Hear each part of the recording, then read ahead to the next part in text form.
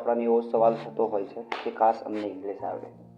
તો આપણે ઇંગ્લિશ સ્ટોરીઓ અમુક લીધી છે અને ઇંગ્લિશ સ્ટોરીઓ ઉપરથી તમારે કઈ રીતે ગુજરાતીમાંથી આપણે ઇંગ્લિશ શીખી શકીએ છીએ.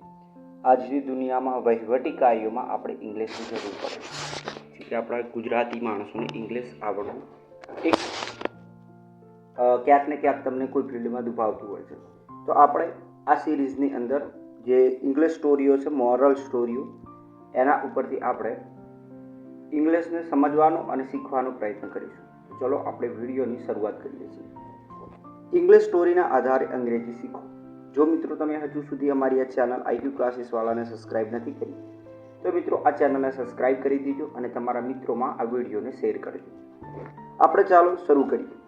Once upon a time there live four cows in the forest. આનો મતલબ શું થાય? વન્સ અપોનનો મતલબ થાય એક સમય, એક વખત ની વાત છે. ટાઈમ એટલે સમય.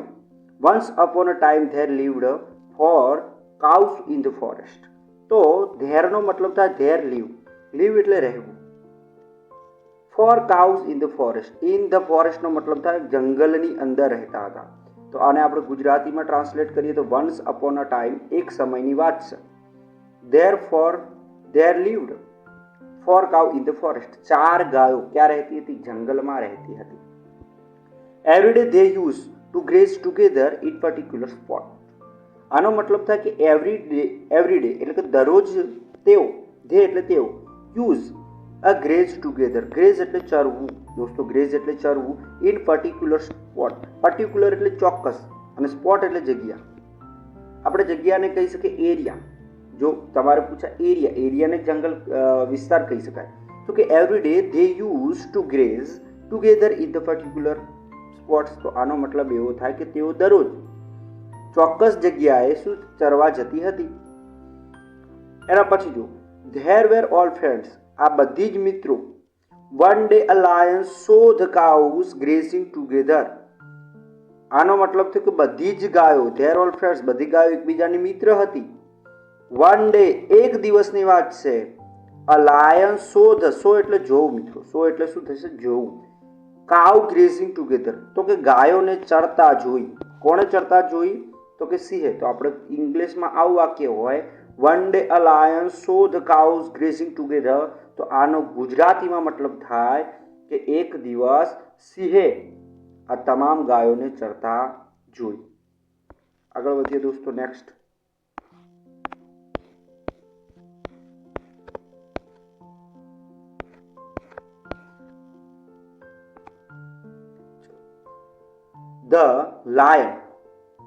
The lion went to eat them, so went to catch them. તો સિંહને વિચાર આવ્યો. The lion went eat them. સિંહ જેવો ગાયોને ખાવા ગયો, so તે સમય went to catch them. તેમને પકડવા ગયો. ખાવાની ઈચ્છાથી ગાયોને પકડવા ગયો. When cow saw a lion. તો when એટલે ત્યારે, કાઉ સો અ લાયન. સો અ લાયનનો મતલબ થશે ગાયોએ સિંહને જોયો. સો અ લાયનનો મતલબ થાય સિંહને જોયો. ઓલ ઓફ ધેમ બધાય ફોટ વિથ હિમ. તો આનો મતલબ જો પહેલા વાક્યનું ગુજરાતી કરવું હોય તો શું થશે કે the lion went to eat them so went to catch them. સિંહ ગાયોને ખાવા ઈચ્છતો હતો, ખાવા ગયો અને તેને પકડવા ગયો. When cows saw a lion. તો ગાયોએ સિંહને જોયો. All of them fought with him. તો મતલબ કે ફોટ એટલે ફોટ એટલે લડવું. ફોટ એટલે શું થશે? લડવું, ઝઘડવું. એનો મતલબ થશે fought. The lion had run away. કારણ કે જો સમૂહમાં હતી ગાયો તો ક્રાઉડ ઓફ ફોર ગાયસ are friends. Four cows are friends together fought him to lion. સિંહ ઉપર તેમણે હુમલો કર્યો. ધ લાયન હેડ રન અવે. સિંહ ત્યાંથી શું થઈ ગયો દોસ્તો? સિંહ ત્યાંથી નાસી ગયો. બરોબર. રન અવેનો મતલબ થશે સિંહ ત્યાંથી ભાગી ગયો. તો જો આ ફોર ગાયસ એ 4 ગાયોએ ટુગેધર ફોટ આના ઉપર હુમલો કર્યો. તેથી સિંહ શું થઈ ગયો? પલાયન થઈ ગયો. ત્યાર પછી દોસ્તો next. A few days pass and the cows quarrel. between themselves and start to grazing separately. So a few days passed and the cows quarreled between themselves started grazing separately. આનો મતલબ એવું થાય અ ફ્યુ ડે એટલે થોડા દિવસો પછી, past એટલે પછી, એન્ડ ધ કાઉસ અ ક્વારલ્ડનો મતલબ થશે દોસ્તો ઝઘડવું, ઝઘડો થવો. Between themselves and starting grazing separately, તો મતલબ કે અલગ અલગ, સેપરેટલીનો મતલબ થશે અલગ અલગ, ગ્રેસિંગ એટલે ચરવું, ક્વારલ એટલે ઝઘડો થવો, બિટવીન એટલે વચ્ચે. તો અ ફ્યુ ડે થોડા સમય પછી ધ કાઉસ ક્વારલેડ બિટવીન ધેમસેલ્ફ તેમના વચ્ચે ઝઘડો થયો. એન્ડ સ્ટાર્ટેડ ગ્રેસિંગ સેપરેટ અલગ અલગ જગ્યાએ તેમને અલગ અલગ રીતે ચરવાની શરૂઆત કરી.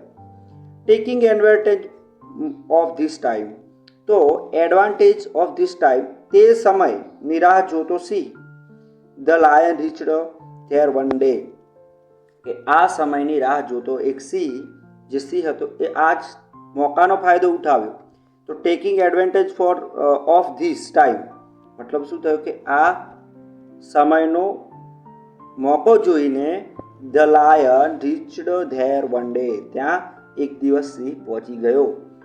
One by one lion killed of them, એક પછી એક ગાયોને સિંહે શું કરી, મારી નાખી. The lion killed of them મતલબ કે ઓલ ઓફ ધેમનો મતલબ થશે તમામ, બધી જ.